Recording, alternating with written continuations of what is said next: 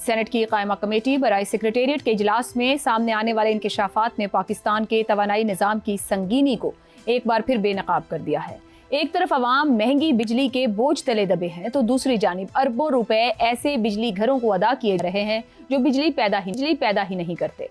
गुज़िश्ता 5 साल के दौरान 100 से ज्यादा IPPs को 13,397 अरब रुपए अदा किए गए। इन अदायगियों में सिर्फ 6,121 अरब रुपए बिजली की असल कीमत थी, जबकि बाकी 7,275 अरब रुपए से ज्यादा रकम IPPs को कैपेसिटी पेमेंट्स की मद में अदा की गई।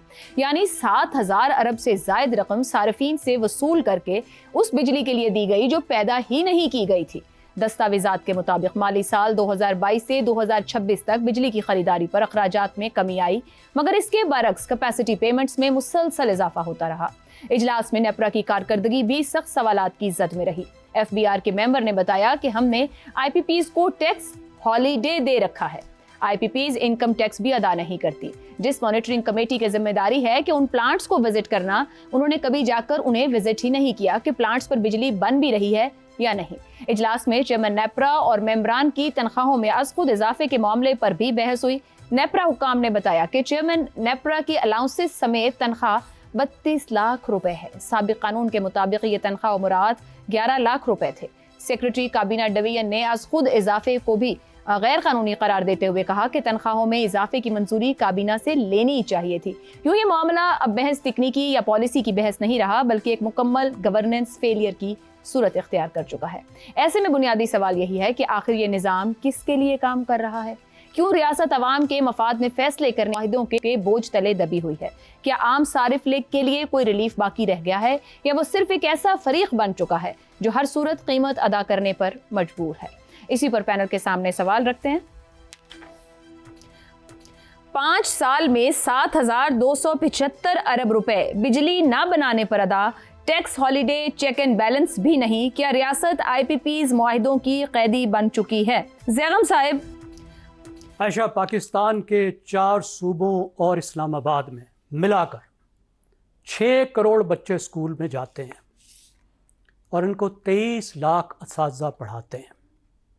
हमने गुज़श्ता साल इस पर 900 अरब रुपया खर्च किया और हमने गुज़श्ता साल ही चंद दर्जन IPPs को बिजली ना पैदा करने के 1800 अरब रुपए दिए। Can you imagine?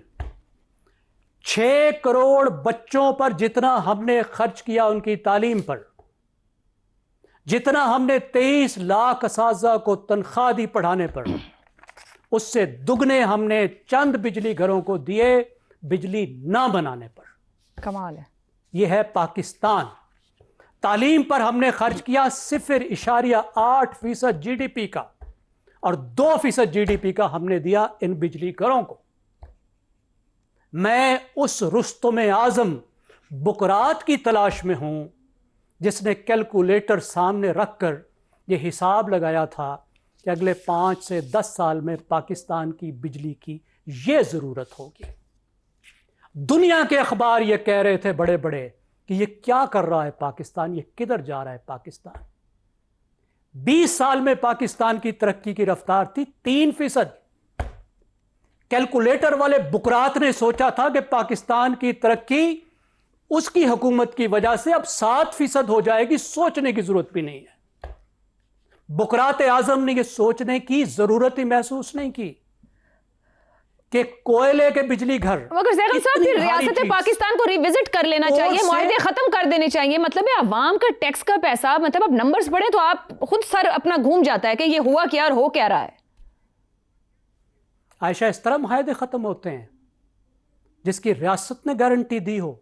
Sir private भी तो है ना, निजी भी तो है, यहाँ के खुद गवर्नमेंट के पास है। जी, जो निजी है जनाब, जो निजी हैं वो गैर मुल्की बैंकों से कर्जे लेकर लगाए गए हैं। आपकी रियासत पाकिस्तान उसकी गारंटर है। ठीक हो गया। इस तरह मुल्क नहीं चला करते। जाहिर बात है पूरी मईशत इसी वजह से अदम इस्तेहकाम का शिकार है। रज़ा रूमी साहब, ये क्या मॉडल है? क्यों इसमें अंडरस्टैंडिंग ना हो सकी? जो 90 से मुआहदे शुरू हुए वो 2020 तक भी होते रहे, तो फिर मतलब है किसी को परवाह ही नहीं है, क्योंकि किसी की जेब से पैसा नहीं जा रहा, अवाम के टैक्स का पैसा है। जी बिल्कुल, यही बात है, किसी को परवाह नहीं है। अवाम के पैसों की और टैक्सेस की और मुल्क की, लेकिन परवाह जरूर है उनको अपनी जेबों की और अपने मफादात की। देखिए 1990 की दहाई में ये दो दहाइयों में इनके ऊपर काम हुआ आईपीपीस पर। जब 1990 की दहाई में लगे, उसमें पाकिस्तान में एक संगीन बिजली का बहरान था और ये सोचा गया कि इस तरह से इंडिपेंडेंट पावर प्रोड्यूसर्स को मैदान में जमा करके आप लोड शेडिंग का खात्मा कर लेंगे। इस वक्त बहुत जल्दबाजी में और उजलत में ऐसे मायदे किए गए जहां पे हुकूमत पाकिस्तान गारंटर बन गई, डॉलर्स में पेमेंट होनी थी, कैपेसिटी पेमेंट का मामला हो गया और फिर दोबारा से ये 2010 के बाद जो है 2013 के बाद फिर से इस तरह के दूसरे राउंड के मायदे किए गए। और मजे की बात यह है कि अगर आप इनका तज्जिया करें कि ये आईपीपीस जो है इनके मालिकान कौन है, तो यकीन जानिए कि वो सबको कोई हैरानगी नहीं होगी, क्योंकि ये भी पाकिस्तान की जो अशराफिया जो दीगर सेक्टर्स में मुल्क को अपनी गिरफ्त में लिए हुए हैं, आईपीपीस भी उन्हीं की मिल्कियत है। उसमें सियासी लोग भी हैं, उसमें बड़े बिग बिजनेस भी है, उसमें पूरा कॉर्पोरेट सेक्टर है जिसके पास पाकिस्तान के बैंकों तक रसाई है, रियासत के साथ उठते बैठते हैं और साथ में पॉलिसी को अपने हक में तब्दील करवाते हैं। और ये किस कदर जुल्म की बात है कि 6,000 अरब की बिजली जो है वो उसकी पेमेंट हुई और उससे ज्यादा 7,000 अरब रुपया पे किया गया, जहां पे बिजली का एक यूनिट नहीं पैदा हुआ। और इसका ये मतलब है कि बुनियादी तौर पे अब हम यरगमाल बन चुके हैं, क्योंकि अगर आप ये 1 खरब रुपए अगर सालाना यहाँ पर जा रहे हैं, 1 खरब से ज्यादा ही जा रहे हैं, 1.2 या 1.3 खरब जा रहे हैं, और यही आलम जो है पाकिस्तान की जो सिख पब्लिक सेक्टर कॉरपोरेशंस हैं, तो हर साल पाकिस्तानी अवाम जो है उनके टैक्सों से 2 खरब रुपए इस पूरे गोरख धंधे को पेश किए जा रहे हैं, चढ़ावा। तो गोया के यहाँ पर ये जो टैक्स हर चीज का लेयर लगाई हुई है और मुख्तलिफ तरह की लेवीज और ये और उसमें लोगों को उलझा कर रखा हुआ है, तो ये तो एक संगीन मजाक है। और इसमें रज़ा रूमी साहब, और बार बार हम ये सवाल इसीलिए रखते हैं कि हुक्मरानों को सोचने की जरूरत है कि बीमार इदारों के लिए अवाम टैक्स नहीं देते, अवाम अपने साथ के लोगों के लिए टैक्स देते हैं, इस निजाम के लिए टैक्स देते हैं। शहजाद चौधरी साहब, ये जो आईपीपीस के नंबर्स हैं ये बार बार परेशान करते हैं। एनर्जी क्राइसिस अपनी जगह पर मौजूद है। हम जब इन्वेस्टमेंट की बात करते हैं, जब मुल्क के सिस्टम पर इन हाउस इन्वेस्टर की बात करें या बाहर से आने वाले, हर जगह हर कोई मजबूर है कि उसके पास तवानाई मौजूद नहीं, और तवानाई को जितना पैसा हुकूमत पाकिस्तान दे चुकी है इस सेक्टर को, हमें तो कुछ हासिल नहीं हो रहा। तो कोई सोच विचार करने वाला नहीं, या हम सबको भी रखवा दिया गया है गिरवी? अच्छा देखिए, पहले तो ये समझ लेने की जरूरत है, और खुशी हुई कि आपने ये सवाल इस टर्म्स में रखा सामने, कि 6 खरब की बिजली पाकिस्तानियों ने इस्तेमाल की है, 6 खरब रुपए की। लेकिन 6 खरब रुपए तो हमने पे किए ही किए अपने बिलों के अंदर, तमाम पाकिस्तानियों ने।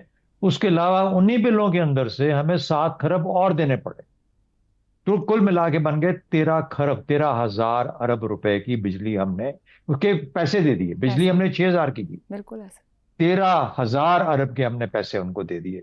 ये 13,000 अरब का इंतजाम हुआ है जो कि एफबीआर वाले राशिद लंगड़ियाल साहब पूरा साल लगाते हैं जमा करने में लोगों से। तो आप अंदाजा लगाइए कि कितना हमसे बिजली की कीमत में पैसा।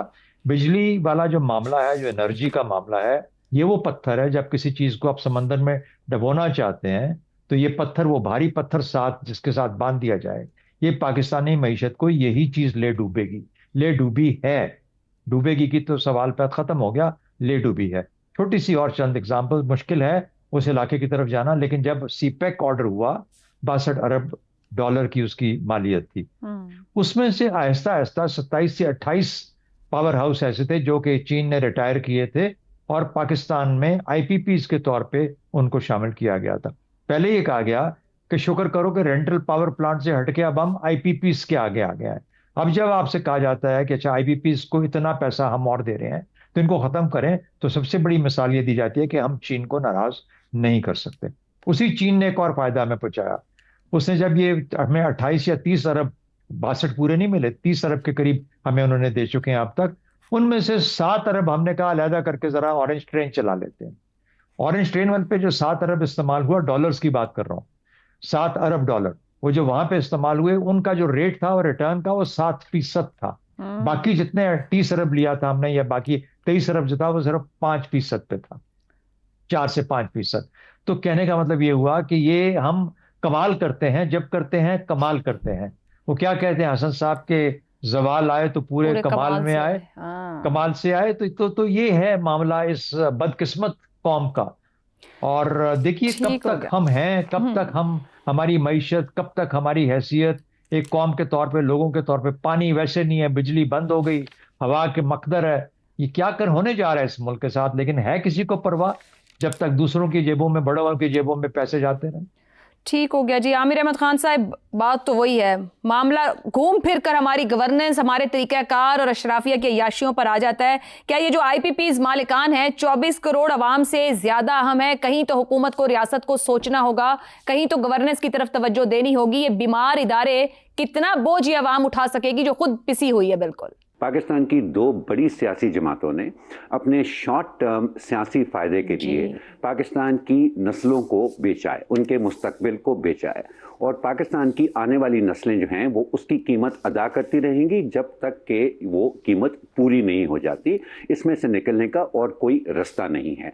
और आयशा, ये सारा काम जो है ना कानूनी तरीके से हुआ है। कोई गैर कानूनी काम हो तो वो तो जुर्म होता है, उस जुर्म को पकड़ा भी जा सकता है, उसकी सज़ा भी दी जा चुकी है। इन दो बड़ी जमातों ने जो ये काम किया है ना IPPs वाला, ये एक गुनाह है, पाकिस्तान की आइंदा आने वाली नस्लों के खिलाफ एक गुनाह है जिसकी इस दुनिया के अंदर कोई सज़ा नहीं है। इसलिए मैं समझता हूँ कि हम जितना मर्जी इन फिगर्स की मदद से अपना सर पीट लें, आमिर साहब कतई कलामी, मगर कहीं रियासत की भी तो जिम्मेदारी है। जो मुआहदे इस रियासत के नुकसान का बायस बने, वो मुआहदे करने वालों को नेम एंड शेम किया जाए, सामने ला के रखा जाए ओपनली। ये थोड़ी है कि जो करके जाए उसको फिर हुक्मरानी दे दो तोहफे में। आयशा, ये कोई ढकी छुपी बात नहीं है, सबको पता है कि किसने किया है और सबको पता है कि ये काम कैसे हुआ है। और अब उसके ऊपर अवाम ने कब रिएक्ट करना है, किस तरह से रिएक्ट करना है, उस एक चीज़ का इंतज़ार किया जा सकता है। अगर आपका ख्याल है कि जिस रियासत ने इस तरह के माहिदों के लिए अपनी सोवरेन गारंटी दे दी है, वो रियासत अब उससे पीछे हटने के लिए कोई हाथ पांव मारेगी या कोई सोचने समझने की कोशिश करेगी, मैं नहीं समझता हूँ ये मुमकिन है। तो सादा लफ्ज़ों में यही कहा जा सकता है कि फिलहाल तो रियासत IPPs है, इंतज़ार है कि अवाम अपना इजहार करें या वो रद्द अमल दें जो रियासत को जगाए।